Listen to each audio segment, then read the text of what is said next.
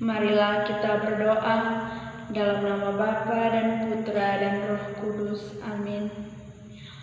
Tuhan Allah Bapa di dalam kerajaan surga, puji, syukur, dan terima kasih yang berlimpah kami anak-anak-Mu haturkan kembali ke hadirat-Mu atas segala berkat dan penyertaan-Mu sampai saat ini. Ya Tuhan, sekarang kami akan mendengar dan merenungkan firman-Mu.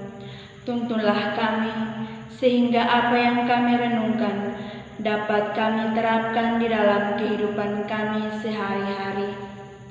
Nama-Mu kami puji kini dan sepanjang masa. Amin. Inilah Injil Yesus Kristus menurut Markus. Dimuliakanlah Tuhan.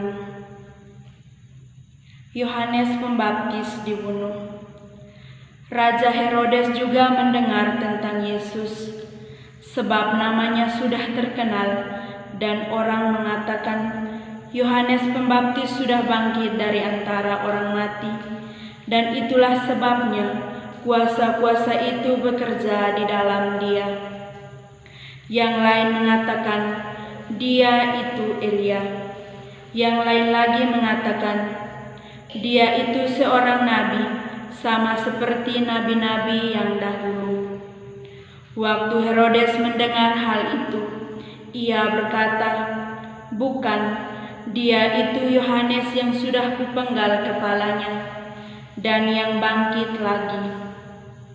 Sebab memang Herodeslah yang menyuruh orang menangkap Yohanes dan membelenggunya di penjara, berhubung dengan peristiwa Herodias, istri Filipus saudaranya, karena Herodes telah mengambilnya sebagai istri. Karena Yohanes pernah menegur Herodes, "Tidak halal engkau mengambil istri saudaramu." Karena itu Herodias menaruh dendam pada Yohanes dan bermaksud untuk membunuh dia, tetapi tidak dapat, sebab Herodes segan akan Yohanes, karena ia tahu bahwa Yohanes adalah orang yang benar dan suci, jadi ia melindunginya. Tetapi apabila ia mendengarkan Yohanes, hatinya selalu terombang-ambing, namun ia merasa senang juga mendengarkan dia. Akhirnya tiba juga kesempatan yang baik bagi Herodias ketika Herodes pada hari ulang tahunnya mengadakan perjamuan untuk pembesar-pembesarnya, perwira-perwiranya, dan orang-orang terkemuka di Galilea. Pada waktu itu, anak perempuan Herodias tampil lalu menari, dan ia menyukakan hati Herodes dan tamu-tamunya. Raja berkata kepada gadis itu, "Minta daripadaku apa saja yang kau ingini, maka akan kuberikan kepadamu." Lalu bersumpah kepadanya, "Apa saja yang kau minta akan kuberikan kepadamu, sekalipun setengah dari kerajaanku." Anak itu pergi dan menanyakan pada ibunya, "Apa yang harus kuminta?" Jawabnya, "Kepala Yohanes Pembaptis." Maka cepat-cepat ia pergi kepada raja dan meminta, "Aku mau supaya sekarang juga engkau berikan kepadaku kepala Yohanes Pembaptis di sebuah talam." Lalu sangat sedihlah hati raja, tetapi karena sumpahnya dan karena tamu-tamunya, ia tidak mau menolaknya. Raja segera menyuruh seorang pengawal dengan memerintah supaya mengambil kepala Yohanes. Orang itu pergi dan memenggal kepala Yohanes di penjara. Ia membawa kepala itu di sebuah talam dan memberikannya kepada gadis itu, dan gadis itu memberikannya pula kepada ibunya. Ketika murid-murid Yohanes mendengar hal itu, mereka datang dan mengambil mayatnya, lalu membaringkannya dalam kuburan. Demikianlah sabda Tuhan. Terpujilah Kristus.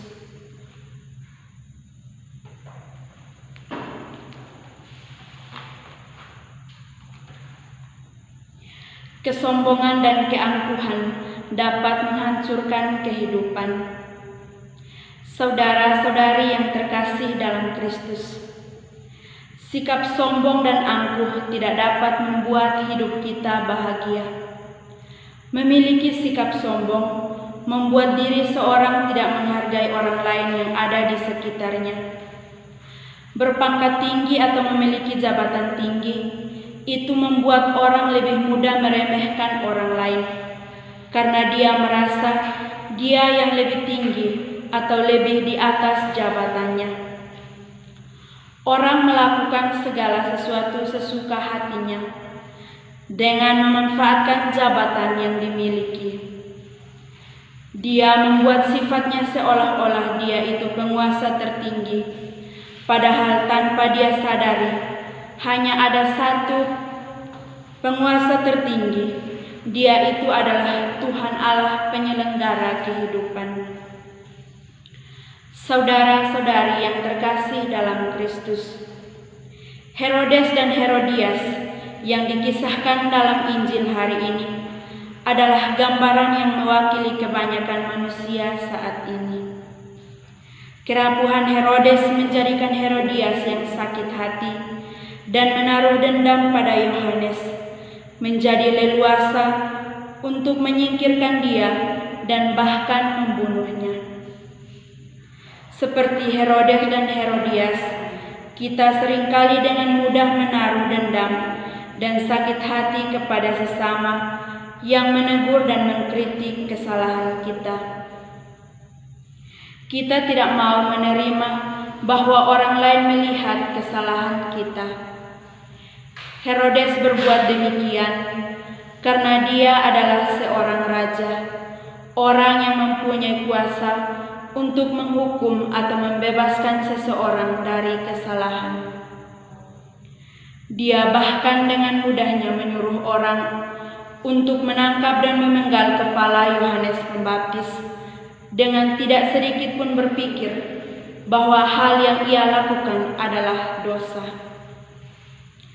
Kita lebih suka menyingkirkan mereka-mereka yang menjadi pengkritik daripada mawas diri mengakui kekurangan kita.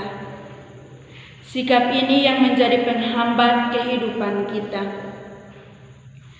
Kita sering tidak maju dan tidak berkembang karena selalu merasa sempurna. Kita tidak mau mendengarkan lagi kritik atau teguran orang, apalagi mereka yang dianggap kurang mampu atau kurang berpendidikan. Sikap sombong inilah yang seringkali menghambat perkembangan rohani kita. Kesombongan dan keangkuhan ini dapat menghancurkan kehidupan kita. Semoga ya Tuhan, terima kasih kami telah mendengar dan merenungkan firman-Mu. Semoga kami dapat menerapkannya di dalam kehidupan kami sehari-hari.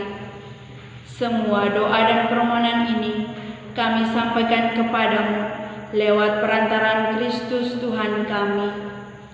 Amin. Dalam nama Bapa dan Putra dan Roh Kudus. Amin.